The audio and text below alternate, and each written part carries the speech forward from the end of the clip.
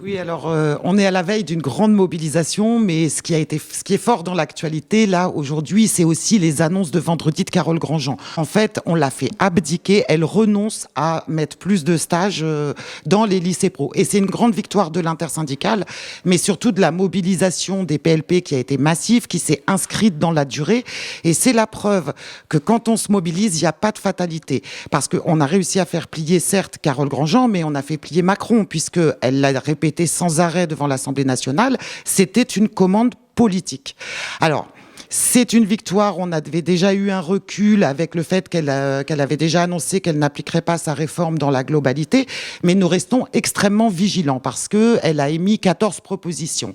Et certaines révèlent qu'elle veut continuer à démolir les lycées pro. Je pense notamment à sa lubie de vouloir absolument imposer l'apprentissage dans nos lycées pro au détriment des filières scolaires. Là, on sait que derrière, il y a aussi la question du statut qui est en jeu. Elle veut transformer le statut des PLP en statut de formateur.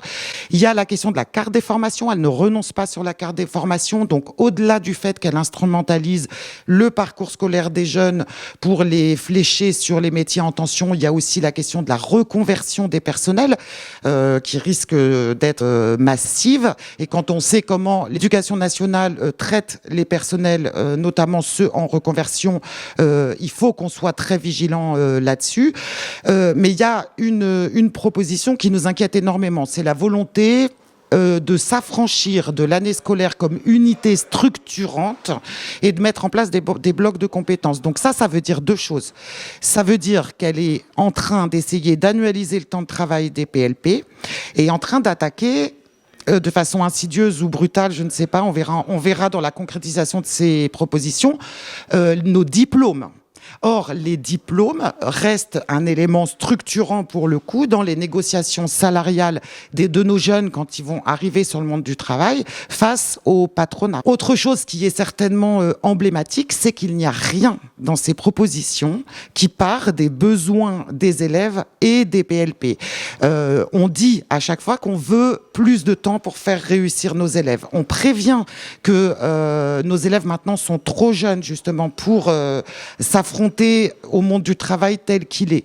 Or, on n'a rien sur l'amélioration du temps disciplinaire. Et pourtant, il y a des propositions très simples. Il suffirait de prendre les heures dédiées aux chefs-d'œuvre ou de la co-intervention et de les redonner aux disciplines. Il n'y a rien sur les stages du point de vue de la qualité des stages. Et là, le débat a montré qu'il y a énormément d'élèves qui sont sur des stages bidons. Ils ont montré qu'il y a aussi des problèmes de sécurisation des lieux de stage. Aujourd'hui, on le sait maintenant, ça y est, il y a des délits qui se passent en stage, des délits racistes et des violences sexistes et sexuelles sur nos élèves. Qu'est-ce qu'elle propose pour sécuriser nos élèves sur les lieux de stage? Aujourd'hui, il n'y a rien. Et sur les poursuites d'études, elle est en train de réhabiliter un dispositif qui avait déjà été dans les tuyaux. C'était d'ailleurs Édouard Philippe qui l'avait proposé, c'est le fameux Bac+1. Sauf que les études ont montré que ce Bac+1 a été un échec cuisant du dernier quinquennat. Il faut qu'on soit vigilant, il faut qu'on arrive à porter nos revendications maintenant dans le débat public aussi. Nos élèves ont besoin de temps pour avoir une formation solide. Donc, il faut qu'on remette sur la table le bac pro 4 ans. Sur les poursuites d'études, on arrête le bricolage. Il y en a plein de bricolages. Il y a le Bac+1, il y a les mentions complémentaires, il y a les formations d'initiative locale. Stop. Il faut maintenant s'affronter au réel problème qui est le manque de place dans les sections PTS. Et puis, autre point important, c'est la revalorisation salariale. Il y a une vraie pénurie de candidats au concours de PLP. Il faut vraiment s'attaquer à une revalorisation salariale pour tous les enseignants et en particulier pour tous les PLP, sans condition. Et cette histoire de pacte qui traîne dans ces propositions, pour nous, ce n'est pas acceptable. Ce qu'il faut, c'est revaloriser le salaire des enseignants pour tous et sans condition. Alors, demain, c'est une mobilisation importante et évidemment, la revendication principale, c'est de faire tomber, d'enterrer cette réforme des retraites. Elle est défavorable aux femmes aujourd'hui, l'étude d'impact l'a prouvé. Elle est défavorable défavorable aux enseignants parce que généralement on a commencé à travailler plus tard. Elle est défavorable encore plus au PLP parce que nous sommes nombreux à être polypensionnés. Donc évidemment que c'est la réforme des retraites et l'axe majeur de notre mobilisation.